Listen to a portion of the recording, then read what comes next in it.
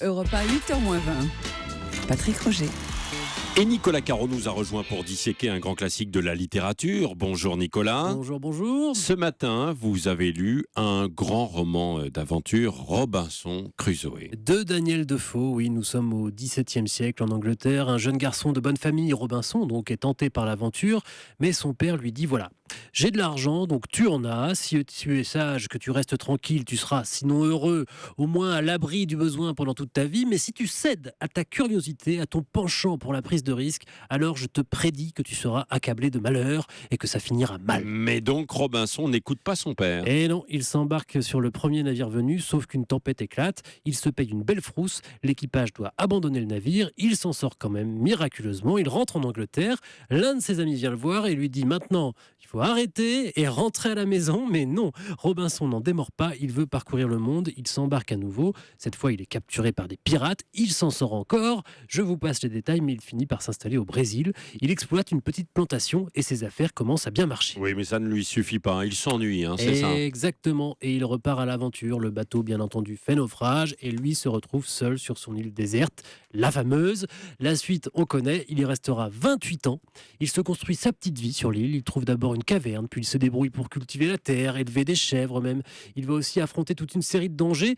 Ce doit être l'un des romans les plus célèbres du monde. Daniel Defoe a créé un véritable mythe, mais à partir de faits réels. Le vrai Robinson s'appelait Alexander Selkirk. C'était un voyou, un voleur, et Selkirk a pris la mer pour fuir la police, comme me l'a raconté l'écrivain Michel Lebris, grand connaisseur de l'œuvre. Il s'embarque sur un navire commandé par un certain William Dampierre, pirate à 16 heures. Selkirk immédiatement conteste l'autorité de Dampierre. Et à la fin, Dampierre en a marre et se trouvant au large des côtes chiliennes, voulant faire de l'eau à l'île de Juan Fernandez, se dit bon, j'en ai ras-le-bol de ce mec, et crac, il l'abandonne sur l'île. Et puis, quelques années après, il passe au large de l'île Juan Fernandez et tout d'un coup, Dampierre se dit « Mais mince, c'est là que j'ai laissé mon Olibrius, là. Est-ce qu'il est encore en vie ?» Et il le retrouve ? Oui, après 3 ans, Selkirk va publier ses mémoires. Et voilà comment Daniel Defoe a eu l'idée de cette histoire. Oui, et au départ, la réception du public a été bonne ou pas ? Plutôt, oui. Ouais. Et un peu plus tard, c'est un philosophe français qui va lui donner un regain d'intérêt.